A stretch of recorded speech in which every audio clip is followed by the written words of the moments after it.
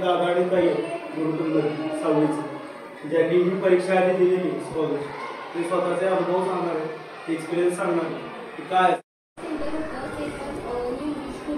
सगळ्यात पहिल्यांदा आता स्कॉलरशिपच्या एक्झामला हॉल तिकीट भेटलं जातं. तर आपल्या हॉल तिकीटवर आपला जो नंबर लिहिलेला असतो तर त्या स्कॉलरशिपच्या बोर्डवर ते नंबर लिहिले असतात आणि आपण कुठल्या क्लासरूममध्ये ते पण लिहिलेलं असतं. असताना सर्वात महत्त्वाची गोष्ट म्हणजे घाबरू नका, टेन्शन घेऊ नका. कारण ते जसं तुम्ही युनिट टेस्टचा पेपर सोडवला किंवा कुठले इथे पेपर सोडवला तसेच असतं आणि ते जे त्याच्यावर आता टाईम घालू ना तुम्ही पुढचं घ्या.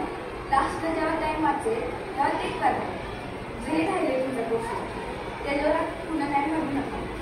आणि जेव्हा स्कॉलरशिपचा पेपर खूप सोपा असतो त्याला काय घाबरायची गरज नसते. फक्त आपलं मन स्थिर ठेवून आणि प्रश्न नीट वाचून पेपर सोडवायचा असतो.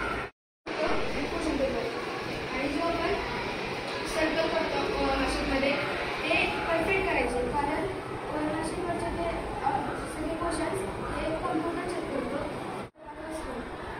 स्कॉलरशिपचे एकदम तुम्हाला नुसतं इंग्लिश आणि मॅथमॅटिक्सचा पहिलं पेपर असतं तेव्हा तुम्हाला नुसतं रीड करायचं क्वेश्चन आणि आठवायचं तुम्हाला काय काय शिकवलं होतं.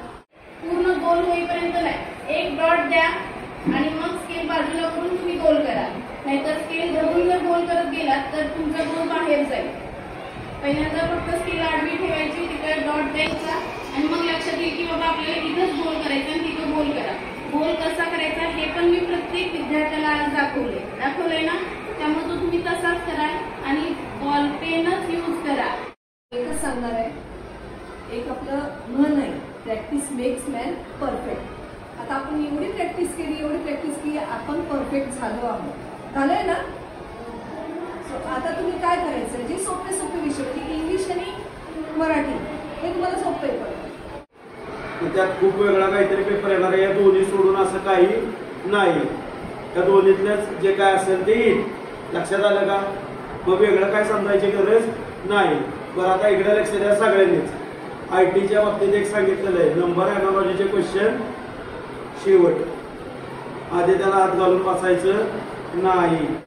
आजचं संध्याकाळचं जेवण हे अतिशय सौम्य, सात्विक आणि जे आपल्याला उद्या सकाळी जडपणा आणणार नाही असं अन्न खायचंय.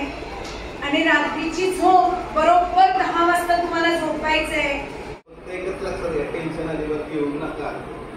टेन्शन घ्यायचं नाही. जेवढा वर्षभर आपण कष्ट केलंय, तुमच्या मागे ज्या ज्या अध्यापकांनी कष्ट केलंय ते सार्थक करण्याचा दिवस उद्या आहे. आता हाताच्या बोटावर मोजणे ते तास तुमच्याकडे आहेत, 19 तास आहेत. आता जर आपण कॅल्क्युलेट केलं तर उद्या 10 वाजता तुमची लढाई चालू होईल. त्यामुळे जेवढे शस्त्र तुमचे आहेत, पेन, पट्टी, पेन्सिल, सगळ्यात महत्वाची बुद्धी, सगळं व्यवस्थित घेऊन जावा. प्रिपेअर्ड राहावा, भिवू नका.